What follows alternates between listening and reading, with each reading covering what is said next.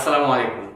HSC board পরীক্ষার জন্য যে সিকিউ গুলো সব থেকে বেশি ইম্পর্টেন্ট কিংবা ওই সিকিউ রিলেটেড যে টপিকগুলো সব থেকে বেশি ইম্পর্টেন্ট আমরা সেই টপিকগুলো এই সিরিজে সলভ করে দেওয়ার চেষ্টা করব, যার নাম হচ্ছে লাস্ট মোমেন্ট সিকিউ সলভ। অর্থাৎ এই সিরিজে আমরা তোমাদের বোর্ড পরীক্ষার জন্য যে সিকিউ গুলো সব থেকে বেশি তোমাদের ভালো করে পড়া উচিত সেই টপিকগুলো আমরা এখানে ক্লিয়ার করে দেওয়ার চেষ্টা করব। আজকে আমরা কেমিস্ট্রি ফার্স্ট পেপারে গুণগত রসায়ন নিয়ে আলোচনা করব। অর্থাৎ গুণগত রসায়নে বিগত বছরগুলোতে কি কি প্রশ্ন এসেছিল কিংবা তোমার সামনে যে এইচএসসি পরীক্ষা রয়েছে, বিশেষ করে এইচএসসি 22 ব্যাচের জন্য, তারা বুঝতে পারবে যে তোমাদের কোন টপিকগুলো তোমাদের সিকিউ এর জন্য কিংবা ক্রিয়েটিভ কোয়েশ্চেনের জন্য পড়া উচিত, কিংবা ওই টপিকগুলো ভালো করে যদি না বুঝে থাকো তাহলে এই সিরিজ থেকে তুমি বুঝে নেওয়ার একটা সুযোগ পাবে। তাহলে চলো শুরু করা যাক।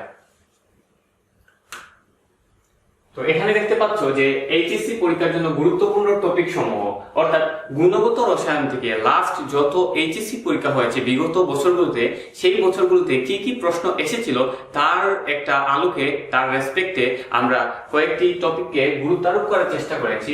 একদম শুরুতে তুমি দেখো যে দ্রাব্যতা এবং দ্রাব্যতা গুণফল নির্ণয়। তুমি দেখবা যে প্রায় প্রতি বছরই কোনো না কোনো বোর্ডে এই টপিক থেকে একটা সিকিউ এসে থাকে। তার মানে কি, এই সিকিউ, এই টপিকটা তোমার ক্লিয়ার যদি না থাকে তাহলে তোমার সামনে যে বোর্ড পরীক্ষা রয়েছে সেই বোর্ড পরীক্ষায় এখান থেকে অবশ্যই একটা সিকিউ আসার সম্ভাবনা আছে। তো তুমি যদি এই টপিকটা ক্লিয়ার না করে যাও তাহলে অবশ্যই পরীক্ষাকে আটকাবা। তো সেজন্য তোমার এই টপিকটা খুব ভালো করে পড়তে হবে, দ্রাব্যতা এবং দ্রাব্যতা গুণফল। তো এটাকে আমরা 3 স্টার এরকম করে আমরা গুরুত্ব আরোপ করেছি, কারণ কি এখান থেকে প্রায় প্রতি বছর এখান থেকে সিকিউ এসে থাকে। তো আমরা এর পরের টপিকটা একটু দেখি যে পদক্ষেপ পড়বে কিনা, এই যে শর্ত, পদক্ষেপ পড়বে কিংবা পড়বে না, এই যে কিসের উপর এই জিনিসটা ডিপেন্ড করে, পদক্ষেপটা কিসের উপর ডিপেন্ড করে সেই জিনিসটা তোমার জানতে হবে। প্লাস ওই রিলেটেড ম্যাথ গুলা তোমার পারতে হবে যাতে করে তুমি এই সিকিউ গুলা ইজিলি সমাধান করতে পারো। তারপর দেখো রাদারফোর্ড এবং বোর মডেলের বৈশিষ্ট্য। বিজ্ঞানী রাদারফোর্ড যে পরমাণু মডেলটা দিয়েছিলেন, পরমাণুর যে বৈশিষ্ট্যগুলো তিনি বর্ণনা করেছিলেন, সেই জিনিসগুলো তোমার এই জায়গা থেকে জানতে হবে। তারপরে রয়েছে আয়ন শনাক্তকরণ। বিভিন্ন ধরনের আয়ন রয়েছে, তুমি বিভিন্ন ধরনের আয়ন, যেন ক্যাটায়ন রয়েছে, এনায়ন রয়েছে, ক্যাটায়নের মধ্যে ক্যালসিয়াম 2+ রয়েছে, তারপর এনায়নের মধ্যে ক্লোরিন মাইনাস রয়েছে। এরকম করে যে সকল পজিটিভ চার্জ কিংবা নেগেটিভ চার্জ, অর্থাৎ যে আয়নগুলো রয়েছে সেই আয়নগুলো তুমি কিভাবে সমাধান করবা বা কিভাবে চিনতে পারবা, সেই আয়নগুলো শনাক্তকরণের ব্যাপারটা তোমাকে জানতে হবে। তারপরে দেখো পারমাণবিক বর্ণালী ব্যবহার করে মৌল শনাক্তকরণ। এই জিনিসটা একটু লেস ইম্পর্টেন্ট, অর্থাৎ এখান থেকে আসলে বিগত বছরগুলোতে কোনো সেরকম একটা প্রশ্ন আসে নাই। তো তুমি জাস্ট জানার জন্য এই জিনিসটা পড়তে পারো, কোনো সমস্যা নেই। আচ্ছা, এরপরে দেখো কোয়ান্টাম সংখ্যা রিলেটেড ম্যাথ। এটা কিন্তু মোস্ট ইম্পর্টেন্ট একটা টপিক। কোয়ান্টাম সংখ্যা থেকে প্রতি বছরই কি হয়, একটা করে সিকিউ আসে থাকে। তো তোমার কোয়ান্টাম সংখ্যা রিলেটেড যত ধরনের ম্যাথ রয়েছে সেই ম্যাথগুলো অবশ্যই তোমাকে কি করতে হবে, পারতে হবে। তারপর দেখো যে বর্ণালীর তরঙ্গ দৈর্ঘ্য, এইটাও অনেক বেশি ইম্পর্টেন্ট। ওই যে তোমরা একটা সূত্র জানো, ল্যামডা সমান RH * z² * RH * 1/n² - n²। ওই সূত্রটা ইউজ করে তুমি কি করতে পারবা, যখন কোনো একটা ইলেকট্রন উচ্চ শক্তি স্তর থেকে নিম্ন শক্তি স্তরে ফিরে আসে, উচ্চ শক্তি স্তর থেকে নিম্ন শক্তি স্তরে ফিরে আসে, তখন যে শক্তি বিকিরণটা করে, অর্থাৎ একটা তরঙ্গ দৈর্ঘ্য সহকারে একটা শক্তি বিকিরণ করে, সেই তরঙ্গ দৈর্ঘ্য তোমরা নির্ণয় করতে পারবা। পাশাপাশি এই জায়গা থেকে যে তরঙ্গ দৈর্ঘ্য নির্ণয় হবে বা তুমি নির্ণয় করবা, সেই জায়গা থেকে তুমি ওই তরঙ্গ দৈর্ঘ্যের বর্ণ বের করতে পারবা, ওই তরঙ্গ রিলেটেড এনার্জি বের করতে পারবা। ঠিক আছে? তো একদম লাস্টের দিকে আমরা যদি যাই, ক্যালাসন রয়েছে, পাতন রয়েছে, এই জিনিসগুলো একটু লেস ইম্পর্টেন্ট, তুমি পড়বা, ঠিক আছে, কিন্তু তুমি যে সকল জিনিস বেশি গুরুত্ব আরোপ দিয়ে পড়বা, এই যে 3 স্টার দেওয়া যে জিনিসগুলো, এগুলো তোমার অবশ্যই পড়া লাগবে। এই জিনিসগুলা পড়া ছাড়া, এই টপিকগুলো ক্লিয়ার করা ছাড়া তুমি পরীক্ষার হলে যাওয়া তোমার জন্য কি মহাপাপ। তো তুমি এই জিনিসটা দেখবা যে তুমি যে জিনিসগুলা সব থেকে বেশি ইম্পর্টেন্ট, এখানে ইম্পর্টেন্স দেওয়া হয়েছে, সেই জিনিসগুলা তুমি অবশ্যই ভালো করে ক্লিয়ার করে যাবা, আর বাকিগুলো তো ক্লিয়ার করবা, কিন্তু এই জিনিসগুলা মাস্ট, মানে ক্লিয়ার করা লাগবেই। আচ্ছা, এরপরে দেখো পলির বর্জন নীতি রয়েছে, এরপরে দ্রাবক নিষ্কাশনের ম্যাথ রয়েছে, এরপরে রয়েছে ক্রোমাটোগ্রাফি। এই যে 3টা টপিক, এই 3টা টপিকও তোমার কি করতে হবে, পড়তে হবে। কিন্তু এই যে দ্রাব্যতা, পদক্ষেপ, তারপরে কোয়ান্টাম সংখ্যা রিলেটেড ম্যাথ বা বর্ণালী তরঙ্গ দৈর্ঘ্য, এই জিনিসগুলো অবশ্যই তোমার ক্লিয়ার থাকতে হবে, না হলে তুমি পরীক্ষার হলে বাকিগুলা পেরে লাভ নেই। এই যে সবাই যে জিনিসটা পারবে, এই চারটাতে কিন্তু সবাই পারবে, এই সবাই যে জিনিসটা পারবে সেটা তোমারও পারতে হবে। আর বাকি যে কঠিন কঠিন জিনিসগুলো রয়েছে বা হচ্ছে একটু আমাদের ধরাছোঁয়ার বাইরে, সেই জিনিসগুলা সবাই পারে না। তো সবাই পারে না এমন সংখ্যা তো কম, সেক্ষেত্রে তুমি কি করবা, সবাই পারে যে জিনিসটা অবশ্যই সেটা তুমি পারবা, পাশাপাশি সবাই পারে না যেটা সেটাও পারার চেষ্টা করতে হবে। অবশ্যই পারবা তুমি যদি বেশি বেশি প্র্যাকটিস করো, তোমার না পারার কোনো কারণ নেই। তো আমরা একটু ডিটেইলসে চলে যাই, আমাদের যে টপিকগুলো এখানে রয়েছে আমরা একটু আলোচনা করি এই টপিকগুলো নিয়েই। তো চলো, প্রথমে আমরা দেখতে পাচ্ছি দ্রাব্যতা এবং কি দ্রাব্যতার গুণফল নির্ণয়, দ্রাব্যতা এবং দ্রাব্যতার গুণফল। আচ্ছা, সো দ্রাব্যতা জিনিসটা আমরা যদি একটু সংজ্ঞা করতে চাই, বইয়ের যেভাবে দেওয়া আছে যে 100 গ্রাম দ্রাবকে, এই যে একটা জিনিস সেটা হচ্ছে কি 100 গ্রাম দ্রাবকে যত মূল দ্রাবক, তারপর কি দ্রবণ, এই জিনিসটা তোমার জানতে হবে। সো একটা দ্রবণ কিভাবে হয়, যখন তুমি দ্রাবকের মধ্যে কোনো একটা দ্রব দিবা, যখন তুমি একটা তখন সেখানে কি একটা দ্রবণ তৈরি হবে। দ্রাবকের মধ্যে যখন একটা দ্রব দিবা তখন সেখানে কি তৈরি হবে, একটা দ্রবণ তৈরি হবে। একটা দ্রাবক ছিল শুরুতে, সেখানে তুমি একটা দ্রব দিলা, সেখান থেকে কি উৎপন্ন হলো, একটা দ্রবণ উৎপন্ন হলো। সো এই দ্রাবক, দ্রবণ, এই জিনিসগুলো পেঁচ লাগানো যাবে না। তো আমরা সংজ্ঞাটা একটু পড়ে যদি, 100 গ্রাম দ্রাবকে যত মূল দ্রবীভূত হয়ে সম্পৃক্ত দ্রবণ, এই যে সম্পৃক্ত দ্রবণ তৈরি করে। এখন আবার আরেকটা টার্ম জানতে হবে যে সম্পৃক্ত দ্রবণ জিনিসটা কি, আবার অসম্পৃক্ত জিনিসটা কি, আবার হচ্ছে অতিপৃক্ত দ্রবণ জিনিসটা কি। তো আমরা এই জিনিসগুলো আশা করি আমরা আস্তে আস্তে পড়বো। তার আগে আমরা একটু সংজ্ঞাটা বিস্তারিত করে নেই। তো দেখো, 100 গ্রাম দ্রাবকে যত মূল দ্রবীভূত হয়ে সম্পৃক্ত দ্রবণ তৈরি করে, দ্রবের সেই পরিমাণকে দ্রবের দ্রাব্যতা বলা হয়। তো কিভাবে জিনিসটা হচ্ছে, ধরা যাক এটা হচ্ছে আমাদের একটা 100 গ্রাম দ্রাবক, এই পাত্রে আমাদের 100 গ্রাম দ্রাবক রয়েছে। তো সেখানে যদি আমরা এমন পরিমাণ দ্রব দিলাম, পরিমাণটা আমরা কি আসলে আমরা পরিমাণটা জানি না, আমরা এমন একটা পরিমাণ দ্রব দিলাম, দেওয়ার ফলে কি হলো, এই জায়গায় যে দ্রবণটা তৈরি হলো সেই দ্রবণটা কি হয়ে গেল, দ্রবণটা সম্পৃক্ত হয়ে গেল। এমন পরিমাণ আমরা দ্রব দিলাম যার কারণে আগে থেকে যে দ্রাবকটা ছিল সেটার সাথে এই দ্রব মিশে কি হয়ে গেল, একটা সম্পৃক্ত দ্রবণ তৈরি হয়ে গেল। সো এখন আমরা বলতে পারি যে যেই পরিমাণ দ্রব আমরা এখানে দিয়েছিলাম, এই দ্রাবকে 100 গ্রাম দ্রাবকে আমরা যেই পরিমাণ দ্রব দিয়েছিলাম, আমরা সেই পরিমাণটুকুকে কি বলবো, সেই পরিমাণটুকুকে আমরা ওই দ্রবণের বা ওই দ্রবের দ্রাব্যতা বলবো। তো আশা করি দ্রাব্যতা জিনিসটা ক্লিয়ার। দ্রাব্যতা হচ্ছে একদম সিম্পল এই জিনিসটা যে 100 গ্রাম দ্রাবকে যত মূল দ্রব দিব, দেওয়ার ফলে ওই দ্রবণটা যদি সম্পৃক্ত হয়ে যায় তাহলে ওই দ্রবটাকে আমরা কি বলবো, দ্রাব্য। সিম্পল। তো বইয়ে যে দুইটা পরিচয় তোমাদের দেওয়া আছে, দ্রাব্যতার বা সূত্র দেওয়া আছে, সেটা হচ্ছে যে যৌগের দ্রাব্যতা একটা হচ্ছে গ্রাম পার লিটার এককে দেওয়া, আর একটা হচ্ছে মূল পার লিটার এককে দেওয়া।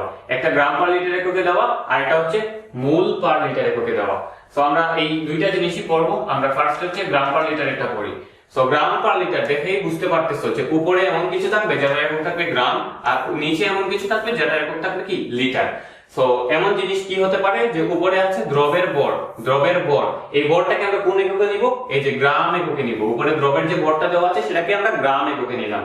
আর নিচে যেটা দেখতে পাচ্ছ যে লিটারে সম্পৃক্ত দ্রবণের আয়তন। এই যে সম্পৃক্ত দ্রবণ, কেন জিনিসটা আসলো, এই যে সম্পৃক্ত দ্রবণ, সম্পৃক্ত কথাটা তখনই আসবে যখন তোমাদের এই ওয়ার্ডটা থাকবে। দ্রাব্যতা আছে, অবশ্যই দ্রাব্যতা আছে, সেটা কি আসবে, সম্পৃক্ত দ্রবণ আসবে। যখনই সম্পৃক্ত কথাটা বুঝবা, সম্পৃক্ত কথাটা দেখবা, সেখানে অবশ্যই তুমি ধরে নিবা সেটা কি দ্রাব্যতা রিলেটেড কোন একটা কিছু, বা দ্রাব্যতার রিলেটেড কোন একটা কিছু বুঝে নিবা যখনই সেখানে কি সম্পৃক্ত জিনিসটা দেখবা। মানে একটা ওয়ার্ড দেখলে আরেকটা ওয়ার্ড সেখানে থাকবে, এটা তুমি নিশ্চিত থাকবা। সো আমরা এই জায়গায় দেখতে পাচ্ছি যে যৌগের দ্রাব্যতা জিনিসটা গ্রাম পার লিটার করে দেওয়া আছে। সো আমরা উপরে দিলাম কি দ্রবের ভরটা গ্রামে, আর লিটারে কি নিলাম, সম্পৃক্ত দ্রবণের আয়তন। সম্পৃক্ত দ্রবণের আয়তনটা লিটারে নিলাম। সো এইভাবে একটা দ্রাব্যতাকে প্রকাশ করা যেতে পারে। আরেকটা দ্রাব্যতাকে প্রকাশ করা যেতে পারে এইভাবে যে মূল পার লিটার এককে। মূল পার লিটার একক মানে কি, উপরে যাবে মূল এককে আর নিচে যাবে লিটারে সম্পৃক্ত দ্রবণের আয়তন। মূল এককে কি যাবে, এই যে দ্রবের ভরটা।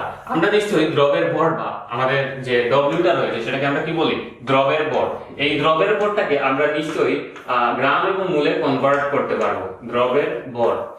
তো এই যে দ্রবের ভরটা আমাদের রয়েছে ডব্লিউ, এই ডব্লিউটাকে নিশ্চয়ই আমরা কি করতে পারবো, গ্রামে দেওয়া থাকলে মূলে নিতে পারবো, মূলে দেওয়া থাকলে গ্রামে নিতে পারবো। সেই জিনিসটা আমাদের কোনো প্যারা নেই যে আমরা কোন এককটা নিয়ে কখন কাজ করবো, আমরা আস্তে আস্তে দেখবো। কিন্তু আমরা যখনই আমাদের কোনো একটা একক দেওয়া থাকবে, হোক সেটা গ্রাম পার লিটার একক কিংবা হচ্ছে মোল পার লিটার একক, আমরা হচ্ছে এক একক থেকে আরেকটা একক কি করতে পারবো, কনভার্ট করতে পারবো। এই কনভার্সনটা আমাদের খুব ইজি, কারণ আমরা মোল পার লিটার থেকে কি করতে পারি, গ্রাম পার লিটার নিতে পারি। সো আমাদের আশা করি এই যে দ্রাব্যতা সংজ্ঞায় কোনো ধরনের সমস্যা নেই। আর আরেকটা পরিচয় হতে পারে দ্রাব্যতা, সেটা তো সংজ্ঞায় লেখা আছে, সেটা হচ্ছে কি সেই এককটা এমন হতে পারে যে গ্রাম পার 100 গ্রাম, গ্রাম পার 100 গ্রাম। এই গ্রামটা বোঝাচ্ছে দ্রবের গ্রাম, আর এই 100 গ্রাম বোঝাচ্ছে দ্রাবকের গ্রাম। সো দ্রব ডিভাইডেড বাই দ্রাবক এমনও হইতে পারে, সেটা হচ্ছে কি দ্রাব্যতার আরেকটা পরিচয়। সো বইয়ে তোমাদের যে দুইটা পরিচয় ছিল, একটা হচ্ছে গ্রাম পার লিটার একক আর একটা হচ্ছে মোল পার লিটার একক। আমি সেই দুইটা জিনিস তোমাদের দেখিয়ে দিলাম। আশা করি তোমাদের এই জিনিসটাতে কোনো ধরনের সমস্যা নেই। তো আমি একটু যদি সামারাইজ করি এই জিনিসটা, এই যে দ্রাব্যতা জিনিসটা, সেটা হচ্ছে দ্রাব্যতা তিন রকম আমরা প্রকাশ করতে পারি। একটা হচ্ছে গ্রাম পার 100 গ্রাম এককে, আরেকটা হচ্ছে গ্রাম পার লিটার এককে, আরেকটা হচ্ছে মোল পার লিটার এককে। আমরা এই রিলেটেড দ্রাব্যতা রিলেটেড একটা ম্যাথ করে আসি, চলো। তো এই জায়গায় দেখতে পাচ্ছ যে আমাদের একটা ম্যাথ আছে, 35 ডিগ্রি সেলসিয়াস তাপমাত্রায় সিলভার ক্লোরাইডের দ্রাব্যতা গুণফল দেওয়া আছে এবং বলা হয়েছে যে সিলভার ক্লোরাইডের দ্রাব্যতা গণনা করো। দ্রাব্যতা গুণফল দেওয়া আছে, সেখান থেকে আমাদের বের করতে হবে জাস্ট দ্রাব্যতাটা। তো আমরা এই জিনিসটা একটু করি। তার আগে একটু বলি যে দ্রাব্যতা জিনিসটাকে প্রকাশ করা হয় S দ্বারা, আর দ্রাব্যতা গুণফলকে প্রকাশ করা হয় KSP দ্বারা। আমি একটু নিচে যদি লিখি যে দ্রাব্যতা জিনিসটাকে S দ্বারা প্রকাশ করা হয় আর দ্রাব্যতা গুণফলকে প্রকাশ করা হয় KSP দ্বারা। KSP মানে কি? KSP হচ্ছে এই যে সলিউবিলিটি প্রোডাক্ট, S কে হচ্ছে সলিউবিলিটি বা দ্রাব্যতা, প্রোডাক্ট মানে হচ্ছে গুণফল। সো দ্রাব্যতা গুণফল মানে হচ্ছে সলিউবিলিটি প্রোডাক্ট বা KSP। সো আমরা এই ম্যাথটা একটু করি যে সিলভার ক্লোরাইড, এটাকে যদি আমরা আয়নিত করি, সিলভার ক্লোরাইড যদি ভেঙে কি কি উৎপন্ন হয় সেটা একটু লিখি, তাহলে হবে সিলভার প্লাস প্লাস হচ্ছে কি ক্লোরিন মাইনাস। সো এখান থেকে আমরা দেখতে পাচ্ছি যে এই সিলভার ক্লোরাইডের দ্রাব্যতা গুণফল আমাদেরকে দেওয়া আছে। দ্রাব্যতা গুণফলে আমরা যাওয়ার আগে আমরা একটা জিনিস এখানে ধরে নিই, সেটা হচ্ছে সিলভার ক্লোরাইডের ঘনমাত্রা যেটা, সেটা আমরা ধরে নিলাম S। তাহলে এই যে সিলভার প্লাস এর ঘনমাত্রা কত হবে, সেটাও S হবে। ক্লোরাইড মাইনাস আয়নের ঘনমাত্রা কি হবে, S হবে। কারণ কি এই জায়গায় সিলভারের সাথে কোনো ধরনের সহগ নেই বা মূল সংখ্যা নেই, আর ক্লোরাইড আয়নের সাথেও কি নেই, কোনো ধরনের মূল সংখ্যা নেই, কোনো ধরনের সহগ নেই। সো আমরা এই জায়গা থেকে ইজিলি বলতে পারি যে সিলভার ক্লোরাইডের যদি ঘনমাত্রা S হয়, তাহলে সিলভার প্লাস আয়নের ঘনমাত্রা হবে S, ক্লোরাইড মাইনাস আয়নের ঘনমাত্রাও কি S হবে। সো দ্রাব্যতা গুণফল জিনিসটা হচ্ছে জাস্ট হচ্ছে আয়নের ঘনমাত্রা গুণফল। তবে সেই আয়নের ঘনমাত্রা গুণফলটা কিভাবে নিব আমরা, সেটা হচ্ছে সম্পৃক্ত অবস্থায় নিব। কারণ কি সম্পৃক্ত অবস্থায় আমরা জানি যে দ্রাব্যতা গুণফল জিনিসটা হয়। আচ্ছা, সো দ্রাব্যতা গুণফল যদি সম্পৃক্ত অবস্থায় হয়, তাহলে আমাদের আরেকটা টার্ম আছে, সেটা হচ্ছে কি আমাদের আয়নিক গুণফল। সেই আয়নিক গুণফলটা কখন হবে, সেটা হচ্ছে সম্পৃক্ত অবস্থা ব্যতীত অসম্পৃক্ত কিংবা অতিপৃক্ত যে কোনো অবস্থায় কি হইতে পারে, আমাদের আয়নিক গুণফল হইতে পারে। কিন্তু আমরা যদি শুধুমাত্র দ্রাব্যতার কথাটা বলি, সেই দ্রাব্যতা যখনই আমাদের টার্মটা আসবে, তখন আমাদের সেখানে দ্রাব্যতা গুণফল চলে আসবে, সেখানে তখন আমরা আয়নিক গুণফল বলতে পারি। কিন্তু স্পেশালি এই নামটা দেওয়া হয়েছে দ্রাব্যতার ক্ষেত্রে বা সম্পৃক্ত অবস্থার ক্ষেত্রে আয়ন দ্বয়ের ঘনমাত্রার গুণফলকে আয়নিক গুণফল না বলে সেটাকে কি বলা হবে, দ্রাব্যতা গুণফল। তো আমরা এই ম্যাথটা একটু করি যে সিলভার ক্লোরাইডকে আমরা ভেঙে পাইলাম যে সিলভার ক্লোরাইড, ভেঙে পাইলাম আমরা সিলভার প্লাস আর একটা হচ্ছে ক্লোরাইড মাইনাস। সো এখান থেকে সিলভারের ঘনমাত্রা S নিলাম, সিলভার প্লাসের ঘনমাত্রা S, আবার হচ্ছে ক্লোরাইড মাইনাস আয়নের ঘনমাত্রাও S। সো KSP জিনিসটাকে, KSP হচ্ছে সম্পৃক্ত অবস্থায় বা হচ্ছে দ্রাব্যতা যখন থাকবে, দ্রাব্যতা থাকলেই তো সেটা সম্পৃক্ত অবস্থা। সো সম্পৃক্ত অবস্থায় আয়ন দ্বয়ের ঘনমাত্রা গুণফল, তাহলে S ইনটু S। কারণ কি সেটা হচ্ছে দুইটা আয়নের ঘনমাত্রা, সেই ঘনমাত্রাদের গুণফল আমরা বের করলাম। এখন আমরা KSP বা দ্রাব্যতা গুণফলের মান জানি, সেটা হচ্ছে 2.458 into 10 to the power minus 10, 2.458 into 10 to the power minus 10। তো এই জায়গা থেকে আমরা লিখতে পারি সেটা হচ্ছে আমাদের KSP এর মান। KSP এর মান কত আসলো, S স্কয়ার। তো এই জায়গা থেকে আমরা যদি S স্কয়ার থেকে S এর মানটা একটু বের করি, S স্কয়ার থেকে আমরা যদি S এর মানটা একটু বের করি, তাহলে আমরা যদি একটু ক্যালকুলেশন করি, তাহলে চলে আসবে S এর মান আসবে 2.458 into 10 to the power minus 10। So এই জায়গা থেকে আসবে 1.56 into 10 to the power minus 5, 1.57 into 10 to the power minus কত 5। এই যে জিনিসটা আমাদের আসলো S এর মান, এই S এর মান আমাদের কি, এই S এর মানটাই হচ্ছে আমাদের সিলভার ক্লোরাইডের দ্রাব্যতা, যেটা আমরা এখানে ধরে নিয়েছিলাম শুরুতে S। এই এসটা আমাদের চলে আসলো, অর্থাৎ আমরা সিলভার ক্লোরাইডের দ্রাব্যতা পেয়ে গেলাম। তো আমাদের যদি দেওয়া থাকে যে দ্রাব্যতা গুণফল বের করতে হবে, অবশ্যই সেখানে দ্রাব্যতা গুণফল বের করতে হলে আয়ন দ্বয়ের ঘনমাত্রা দেওয়া থাকবে। আয়ন দ্বয়ের ঘনমাত্রা কোন অবস্থায় দেওয়া থাকবে? সম্পৃক্ত অবস্থায়। যদি সম্পৃক্ত অবস্থায় আয়ন দ্বয়ের ঘনমাত্রা দেওয়া না থাকে তাহলে আমরা সেটাকে দ্রাব্যতা গুণফল বলতে পারবো না, আমরা আমাদের বলতে হবে যে আয়নিক গুণফল। আশা করি তোমরা এই জিনিসটা বুঝতে পেরেছো। আমরা আরেকটা ম্যাপ দেখে ফেলি এখান থেকে। দ্রাব্যতা গুণফল রিলেটেড 25 ডিগ্রি সেলসিয়াস তাপমাত্রায় সিলভার নাইট্রেট দ্রাব্যতা দেওয়া আছে। এই জায়গায় আমাদের দ্রাব্যতা দেওয়া আছে আর আমাদের বের করতে হবে কি? দ্রাব্যতা গুণফল। দ্রাব্যতা দেওয়া আছে এবং দ্রাব্যতা গুণফল বের করতে হবে।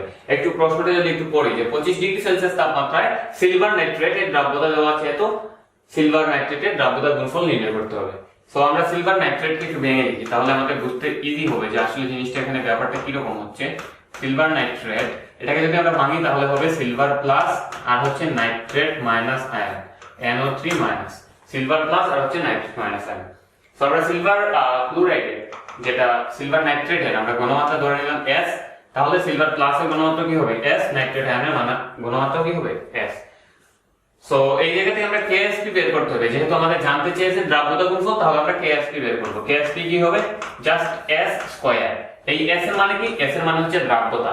এই দ্রাব্যতাটাই তো আমাদের দেওয়া আছে, সেটা হচ্ছে 2.2 × 10⁻³ এখন আমরা কি করব? জাস্ট এটাকে স্কয়ার করে দেব। এটাকে স্কয়ার করে দিলেই তো আমাদের অ্যানসার শেষ, তাই না? এই যে দ্রাব্যতা গুণফলই তো আমাদের জানতে চেয়েছে, তো আমরা কি করব? এটাকে স্কয়ার করে দিলেই তো আমাদের শেষ। কিন্তু না, এই জায়গায় আমাদের এককটা দেখতে হবে। এই যে গ্রাম পার লিটার এককে দেওয়া আছে, দ্রাব্যতা এককটা কি দেওয়া আছে? গ্রাম পার লিটার এককে দেওয়া আছে। যখনই আমরা দ্রাব্যতা গুণফল বের করব, কোন একটা কিছু দ্রাব্যতা গুণফল বের করতে হবে, তখন আমাদের সেই এককটা, দ্রাব্যতার যে এককটা, সেটা অবশ্যই আমাদের কিসে নিতে হবে? মোল পার লিটার এককে। আমাদের স্ট্যান্ডার্ড একক হচ্ছে মোল পার লিটার একক। যখন আমরা কি করব? আমরা দ্রাব্যতা গুণফল বের করব। তো এই জায়গায় আমাদের কিন্তু এটাকে স্কয়ার করে দিয়ে অ্যানসার লিখে ফেললেই আমাদের এটা কিন্তু কারেক্ট হবে না, ইনকারেক্ট হয়ে যাবে। তাহলে আমাদের অবশ্যই কারেক্ট ওয়েটা ফলো করতে হবে। সেটা কি? সেটা হচ্ছে আমাদের এই যে গ্রাম পার লিটার এককে যে দ্রাব্যতার মানটা দেওয়া আছে, সেটাকে আমরা কিসে নিব? মোল পার লিটার এককে নিব। সো আমরা এটাকে একটু মোল পার লিটার এককে নেই।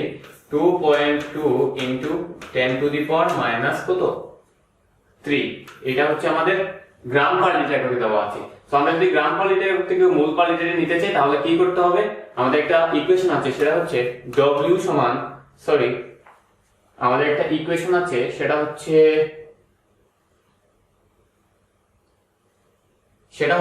n সমান W divided by capital M। W divided by capital M।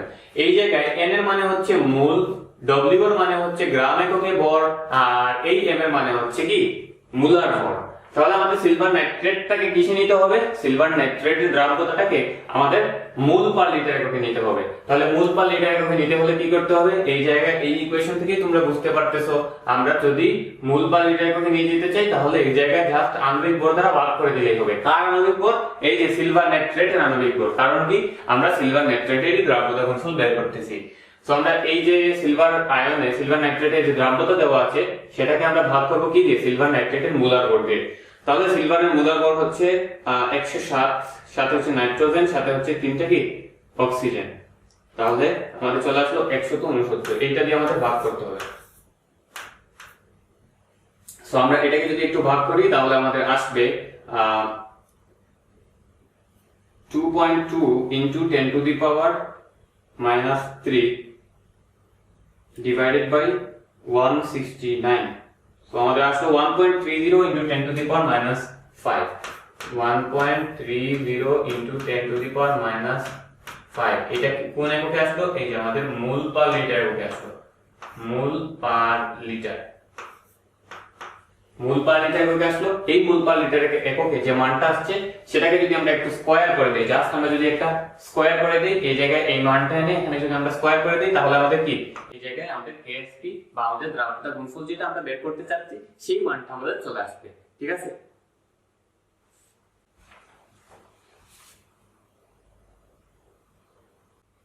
আচ্ছা, এবার আমরা একটু পরবর্তী টপিকে চলে যাই। সেখানে আমরা দেখতে পাচ্ছি অদক্ষেপ নির্ণয়ের যে শর্ত, সেটা আমাদেরকে দেওয়া আছে। তিনটা জিনিস আমরা এখানে দেখতে পাচ্ছি। একটা হচ্ছে KIP less than KSP, আর একটা KIP greater than KSP, আর একটা KIP is equals to KSP। অর্থাৎ একটা KIP হচ্ছে ছোট KSP থেকে, আরেকটা KIP হচ্ছে KSP এর সমান, আরেকটা KIP হচ্ছে KSP থেকে বড়। সো কেআইপি কেএসপি জিনিসটা কি আমরা অলরেডি বলেছি যে কেএসপি মানে হচ্ছে দ্রাব্যতা গুণফল, সেটা হচ্ছে সম্পৃক্ত অবস্থায় দুইটা আয়নের ঘনমাত্রার গুণফল বা আয়ন দ্বয়ের ঘনমাত্রার গুণফল। আর হচ্ছে আয়নিক গুণফল জিনিসটা হচ্ছে আমরা বলেছি যে আয়নিক গুণফল হচ্ছে সম্পৃক্ত অবস্থা ব্যতীত অন্য যে কোনো অবস্থায় দুইটা আয়নের ঘনমাত্রার গুণফল।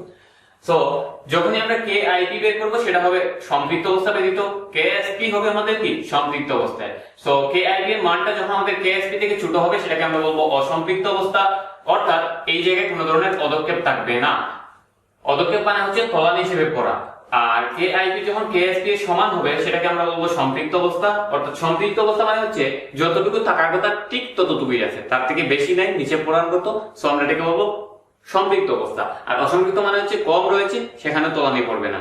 সো একদম লাস্টের জিনিসটা যেটা অতিরিক্ত অবস্থা, অর্থাৎ কেআইপি যদি কেএসপি থেকে বড় হয়ে যায় সেক্ষেত্রে আমাদের কি হবে, আমাদের কেআইপিটা বড় হয়ে গেলে সেক্ষেত্রে আমাদের পদক্ষেপ পড়ে যাবে, অর্থাৎ বেশি জিনিস যদি আমরা দিয়ে দিই তাহলে সেটা তলানি হিসেবে পদক্ষেপ হিসেবে নিচে পড়ে যাবে।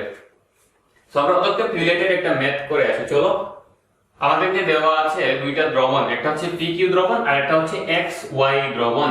সেই দ্রবণের প্রথম দ্রবণের ঘনমাত্রা দেওয়া আছে, আয়তন দেওয়া আছে, দ্বিতীয় দ্রবণের ঘনমাত্রা দেওয়া আছে, আয়তন দেওয়া আছে। এখান থেকে আমাদের প্রথম এবং দ্বিতীয় পাত্রের মিশ্রণে যে PY2 উৎপন্ন হবে, মিশ্রণে যে PY2 উৎপন্ন হবে সেটা অদক্ষিপ্ত হবে কিনা সেটা গাণিতিকভাবে বিশ্লেষণ করতে বলছে। আর আমাদেরকে দেওয়া আছে PY2 এর KSP এর মানটা দেওয়া আছে এই যে। আর আমরা এই যে গাণিতিক বিশ্লেষণটা, আমাদের পদক্ষেপ নির্ণয় যে গাণিতিক বিশ্লেষণটা, সেটা আমরা কিভাবে করব? আমরা অবশ্যই যে আমাদের তিনটা শর্ত ছিল, কেএসপি কেআইপি রিলেটেড তিনটা শর্ত ছিল, সেই শর্ত ইউজ করেই আমরা এই ম্যাথটা করব। তো আমাদেরকে যেহেতু কেএসপি এর মানটা দিয়ে দিয়েছে, আমাদের কেএসপি এর মানটা এখানে দিয়ে দিয়েছে, তো আমরা জাস্ট কি করব, এখান থেকে কেআইপি এর মানটা বের করব। তো কেআইপি এর মানটা বের করার আগে আমরা এই যে পাত্র দুইটা সেটাকে মিশানোর ফলে কোন ধরনের রিঅ্যাকশন হয় সেই জিনিসটা আমরা একটু দেখি।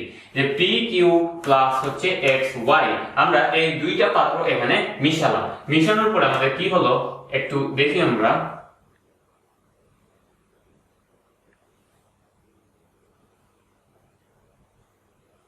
তো আমরা এই দুইটা পাত্র এখানে কি করলাম, মিশালাম। মিশানোর পরে আমাদের কি হয় সেই জিনিসটা আমরা একটু দেখবো।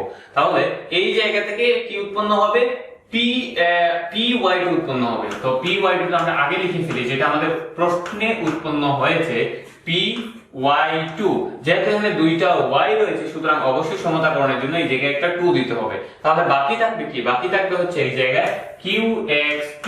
আমরা আমাদের এই জিনিসটা নিয়ে মাথা ব্যথার কোনো দরকার নেই, কারণ কি আমাদের এই জিনিসটা নিয়ে প্রশ্নে কোনো কিছু আমাদেরকে জানতে চায় না। আমাদের জাস্ট আমাদের কাছে জানতে চাইছে যে PY2 এর পদক্ষেপ করবে কিনা। সো এই রিলেটেড PY2 রিলেটেড কেএসপি এর মানও দিয়ে দিয়েছে, আমরা জাস্ট PY2 রিলেটেড কেআইপি এর মানটা বের করব। সো আমরা একটু যদি বের করি যে কেআইপি এর মান কত হবে, তাহলে আমরা প্রথমে কি করতে হবে, আমাদের কেআইপি মানে কি আয়ন দ্বয়ের ঘনমাত্রার গুণফল। তাহলে PQ টাকে একটু যদি ভাঙি তাহলে কি উৎপন্ন হয় PQ। এটাকে যদি আমরা একটু বিশ্লেষণ করি সেখান থেকে আমাদের উৎপন্ন হবে P প্লাস কি Q মাইনাস। আচ্ছা, আমাদের এই জিনিসটা বাংলার আসলে কোনো ধরনের দরকার নেই, আমরা হচ্ছে PY2 কে একটু ভেঙে লিখি। PY2 কে একটু ভেঙে লিখলে আমরা জিনিসটা বুঝতে পারবো। তো আমরা PY2 কে ভাঙবো, PY2 কে ভাঙলে কি উৎপন্ন হবে P2 প্লাস কি প্লাস হচ্ছে 2y মাইনাস P2 প্লাস আর হচ্ছে 2y মাইনাস P2 প্লাস আর হচ্ছে 2y মাইনাস। তাহলে আমরা এই জায়গায় পেলাম একটা হচ্ছে আয়ন P2 প্লাস আর আরেকটা আয়ন হচ্ছে 2y মাইনাস। এই দুইটা আয়নের আমরা ঘনমাত্রার গুণফলটা বের করব জাস্ট। ওকে, সো আমরা এই দুইটা আয়নের ঘনমাত্রা যদি গুণফল বের করতে চাই তাহলে আমাদের P2 প্লাসের ঘনমাত্রা গুণফল আলাদা করে বের করতে হবে, ঘনমাত্রা আলাদা করে বের করতে হবে, আর 2y মাইনাসের ঘনমাত্রা আলাদা করে বের করতে হবে। এখন আমরা একটু খেয়াল করি যে এই P2 প্লাসটা কই থেকে আসছে, প্রথম পাত্র থেকে নাকি দ্বিতীয় পাত্র থেকে? অবশ্যই প্রথম পাত্র থেকে, কারণ কি P জিনিসটাই তো আছে প্রথম পাত্রে। তাহলে আমরা এই PQ-টাকে ভেঙেছিলাম একটু আগে, সেটা হচ্ছে P প্লাস উৎপন্ন হয়েছিল, Q মাইনাস উৎপন্ন হয়েছিল। এই জিনিসটা বাংলার আসলে কোনো দরকার নেই, আমরা P2 প্লাসের ঘনমাত্রা ইজিলি বের করতে পারি কিভাবে, এই সূত্র ইউজ করে যে V1S1 V2S2। এই জায়গায় আমরা V1 এর মান জানি, সেটা হচ্ছে আমাদের কি V1 এর মান হচ্ছে আমাদের এই যে 50 মিলিলিটার। সো আমরা 50 মিলিলিটার লিখলাম, সাথে গুণ হবে S1 অর্থাৎ প্রথম ঘনমাত্রার গুণফল, সেটা হচ্ছে 0.5 is equals to V2। V2 কি হবে? V2 হবে এই যে দুইটা পাত্রে যেটা আমরা মিশাইলাম, এই যে মিশ্রিত আয়তনটা। কারণ কি আমরা অবশ্যই এখানে দুইটা পাত্র মিশাচ্ছি, তাহলে আমাদের ফাইনাল যে ভলিউমটা হবে বা আয়তনটা হবে সেটা কি হবে? অবশ্যই এই দুইটা এই যে আয়তনের যোগফলটা। তাহলে এখানে 50 মিলিলিটার আছে, এখানে 50 মিলিলিটার, টোটাল কত হবে? 100 মিলিলিটার। আর সাথে কি গুণ হবে? S2। এই যে S2টা, এই S2টা আমরা বের করতে চাচ্ছি, সেটা আমাদের কি P2 প্লাস আয়নের ঘনমাত্রা গুণ আয়নের ঘনমাত্রা। তাহলে আমরা এটাকে লিখতে পারি S2 না লিখে আমরা S অফ P2 প্লাস, অর্থাৎ P2 প্লাসের ঘনমাত্রা আমরা এই জায়গায় বের করতেছি। সো আমরা যদি একটু ক্যালকুলেশন করি এই জিনিসটা, তাহলে আমাদের এই জায়গা থেকে যে মানটা আসে সেটা হচ্ছে 50 into 0.5 divided by 100, সেটা হচ্ছে 0.25। তাহলে আমাদের যে S of P2 plus বা P2 plus এর যে ঘনমাত্রাটা সেটা কত আসলো? 0.25। ওকে, আমাদের একটা ঘনমাত্রা বের করা শেষ। আমরা কিন্তু দুইটা ঘনমাত্রা বের করব, ঘনমাত্রা বের করে জাস্ট গুণ দিয়ে দেব। সো আমাদের একটা ঘনমাত্রা বের করা শেষ, সেটা হচ্ছে S of P2 plus, অর্থাৎ P2 plus এর ঘনমাত্রা আমরা বের করে ফেলেছি। এবার আমরা S of কি বের করব? S of 2y minus, অর্থাৎ y minus এর ঘনমাত্রা বের করব। সো y minus এর ঘনমাত্রা বের করার ক্ষেত্রে আমাদের তিনটা জিনিস আমরা জানি, সেটা হচ্ছে যে পাত্র থেকে আসছে তার আয়তন জানি, তার ঘনমাত্রা জানি, তার আয়তন জানি, তার ঘনমাত্রা জানি। সো আমরা আয়তনের ঘনমাত্রাটা একটু গুণ দিয়ে দিই। 0.1 into 50 is equals to, আমাদের যে জিনিসটা দেওয়া আছে সেটা হচ্ছে কি মিশ্রিত যে পাত্র, মিশ্রিত বা মিশ্রণের পর যে আয়তনটা সেটা হচ্ছে কি 100। আর আমরা যে জিনিসটা বের করব সেটা হচ্ছে কি y minus এর ঘনমাত্রা, তাহলে S of y minus। So আমরা এখান থেকে লিখতে পারি যে y minus এর ঘনমাত্রা হচ্ছে 0.1 into 50 divided by 100, সেটা হচ্ছে 0.05। সেটা আমাদের কোন S? এটা হচ্ছে আমাদের y minus এর S। আমরা দুইটা S বের করে ফেলেছি, একটা হচ্ছে P2 plus এর S আর একটা হচ্ছে y minus এর S। এবার আমরা জাস্ট গুণ দিয়ে দিব, গুণ দিলে আমাদের কি চলে আসবে? আমাদের এই যে ঘনমাত্রা গুণফলটা সেটা আমরা আমাদের আয়নিক গুণফলটা চলে আসবে। সো আমরা একটা ফাঁকা পেজে জিনিসটা লিখে ফেলি যে আয়নিক গুণফল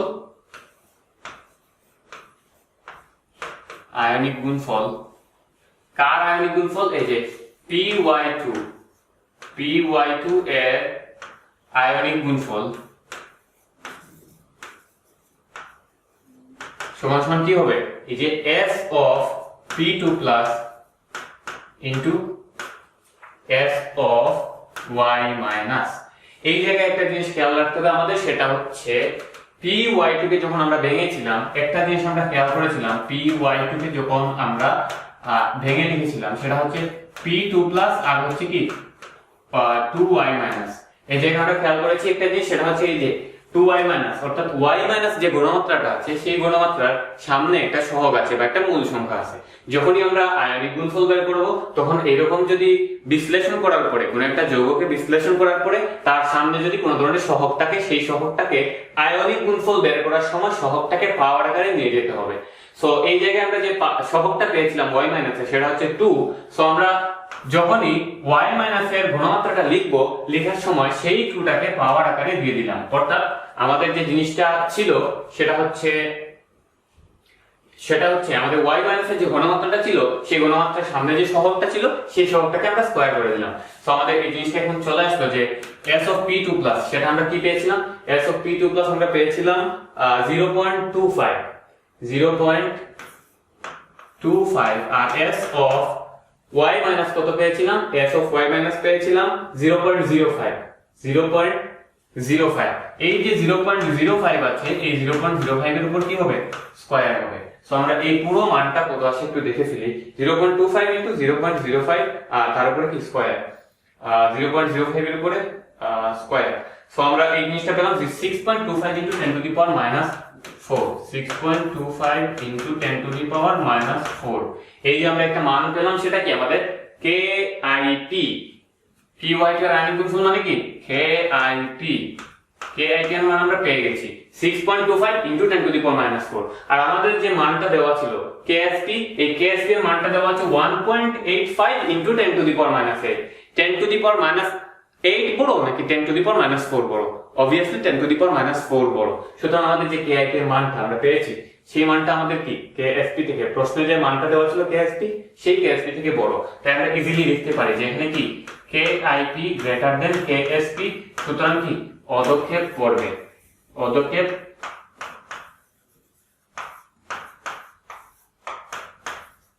পড়বে, অথবা কি পদক্ষেপ পড়বে। সো আমাদের এই ম্যাথটা আমরা ডান। এরপরে যদি আমরা যাই তাহলে আরেকটা টপিক আমাদের আছে, সেটা হচ্ছে কোয়ান্টাম সংখ্যা। কোয়ান্টাম সংখ্যা তোমরা সবাই জানো, সেটা হচ্ছে 4 ধরনের কোয়ান্টাম সংখ্যা রয়েছে বা 4 প্রকারের কোয়ান্টাম সংখ্যা রয়েছে। একটা হচ্ছে প্রথম কোয়ান্টাম সংখ্যা যেটাকে n দ্বারা প্রকাশ করা হয়, সহকারী কোয়ান্টাম সংখ্যাকে l দ্বারা প্রকাশ করা হয়, চুম্বকীয় বা ম্যাগনেটিক কোয়ান্টাম সংখ্যাকে m দ্বারা প্রকাশ করা হয়, এবং হচ্ছে আরেকটা হচ্ছে স্পিন কোয়ান্টাম সংখ্যাকে যেটাকে আমরা কি দ্বারা প্রকাশ করি, s দ্বারা প্রকাশ করি। সো আমাদের লাস্টলি যে কোয়ান্টাম সংখ্যাটা সেটা হচ্ছে স্পিন কোয়ান্টাম সংখ্যা বা s। সো n এর মানটা কি হইতে পারে, 0 1 2 যে কোনো সংখ্যা হইতে পারে, 0 1 2 যে কোনো সংখ্যা হইতে পারে। আর এই জায়গায় আমাদের l এর মানটাকে, l এর মান হচ্ছে n - l পর্যন্ত, 0 থেকে n - l পর্যন্ত, 0 থেকে n - l পর্যন্ত মান হইতে পারে। সো এটা হচ্ছে আমাদের n - l, n - l, sorry l এর মানটা হচ্ছে n - 1 পর্যন্ত হইতে পারে, l এর মানটা n - 1 পর্যন্ত হইতে পারে।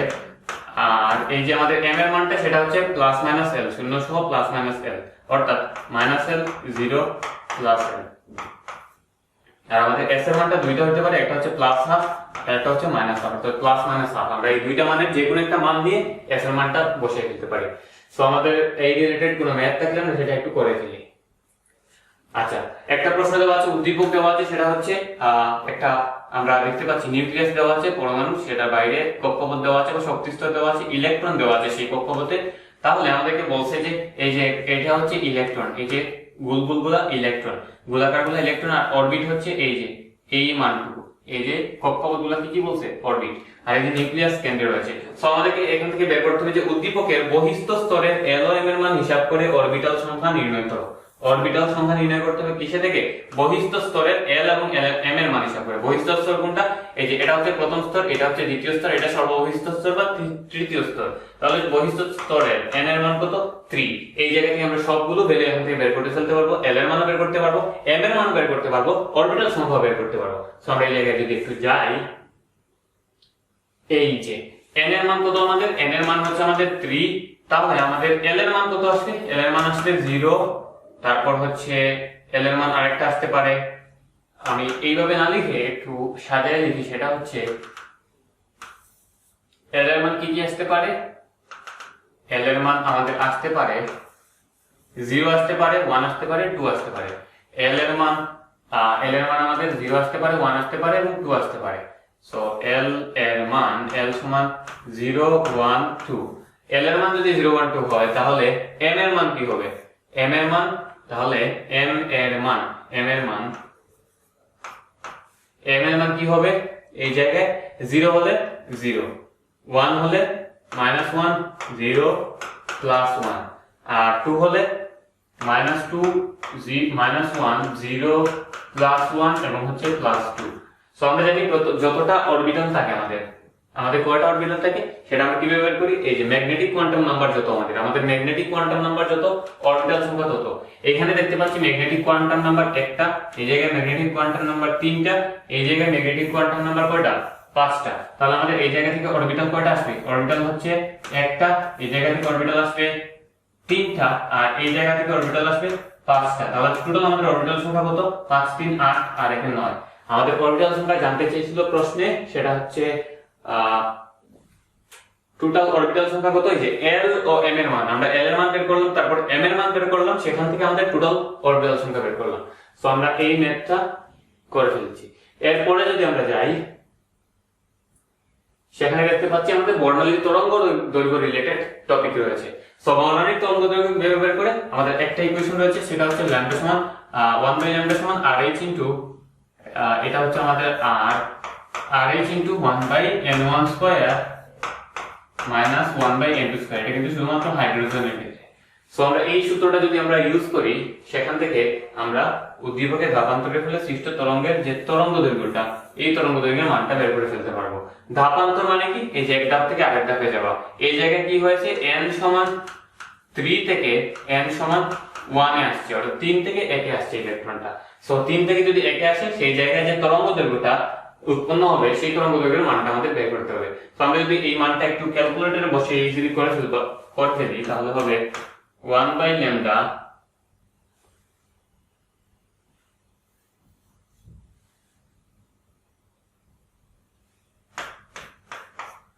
1/λ সমান RH এর একটা মান আছে, সেটা হচ্ছে 109,678 পার সেন্টিমিটার এককে এই মানটা। তো আমরা যে ল্যামডা এর মানটা আসবে এখানে, এই পুরো মানটা কিসে আসবে, পার সেন্টিমিটার এককে। সো আমরা এই মানটা একটু বসাইয়া 1/n1 স্কয়ার, এই যে n1 এটাকে আমাকে nl ও বলে, অর্থাৎ লোয়ার শক্তি স্তর বা লোয়ার অরবিটাল। সো nl এর মান যেটা, সেটা হচ্ছে নিম্ন শক্তি স্তর, যেটা হচ্ছে এইটা n সমান 1, এটা হচ্ছে নিম্ন শক্তি স্তর। আর এর পরে যেটা n2 সেটাকে অনেকে nh বা হায়ার শক্তি স্তর বলে। সো এই জায়গায় আমরা n1 ও বলতে পারি, nl ও বলতে পারি। সো n1 এর মান কত 1, সেটাকে স্কয়ার করলে 1 থাকবে। আর n2 এর মান কত বা n হায়ার এর মান কত 3, সেটাকে স্কয়ার করলে 9 হয়ে যাবে। সো এই জায়গা থেকে আমাদের যে ল্যামডা এর মানটা আসবে সেটা আসবে আমাদের কি সেন্টিমিটার এর। সো 109 478 ইনটু 1 মাইনাস 1/9, এইটাকে ইনভার্স করে ফেলতে হবে। তাহলে আমাদের আসলো 1.02 into 10 to the power minus 5, 1.02 into 10 to the power minus 5। এই মানটা কোন এককে আসছে, সেন্টিমিটার এককে। এই সেন্টিমিটার এককের মানটাকে আমরা চাইলে মিটার এককে নিতে পারি। কিভাবে, 10 টু দি পাওয়ার বা 10 স্কয়ার দ্বারা ভাগ করে, আবার হচ্ছে 10 টু দি পাওয়ার মাইনাস 2 দ্বারা গুণ করে নিতে পারি। যেভাবে ইচ্ছা আমরা নিতে পারি। অর্থাৎ এই যে সেন্টিমিটার এককে আমরা মানটা পেলাম, সেটাকে আমরা মিলিমিটার, ন্যানোমিটার, মিটার যে কোনো এককে নিয়ে যেতে পারবো। তো আমাদের কাজ ছিল সেটা হচ্ছে আমাদের জাস্ট তরঙ্গ দৈর্ঘ্যটা বের করা, আমরা সেই জিনিসটা বের করতে পেরেছি। তো আশা করি তোমরা গুণগত রসায়নে এইচএসসি তে কি কি প্রশ্ন আসে সিকিউ এ সেই ধারণাটা তোমরা পেয়েছো। এই রিলেটেড যে সৃজনশীল গুলো রয়েছে, অর্থাৎ তোমরা টেস্ট পেপারে অনেকগুলো প্রশ্ন দেখতে পাবে, সেই প্রশ্নগুলো আশা করি তোমরা এখন ইজিলি সমাধান করতে পারবে। তো এইভাবে হচ্ছে তোমরা প্রতিটা সাবজেক্টেরই প্রতিটা অধ্যায়ের কি কি প্রশ্ন বিগত বছরে এসেছে সেই টপিকগুলো তোমরা একটু ভালো করে দেখার চেষ্টা করবে। একই সাথে এই রিলেটেড যে সৃজনশীল বা সিকিউ গুলো রয়েছে সেই সিকিউ গুলো সলভ করবে। তোমাদের সবার জন্য শুভকামনা।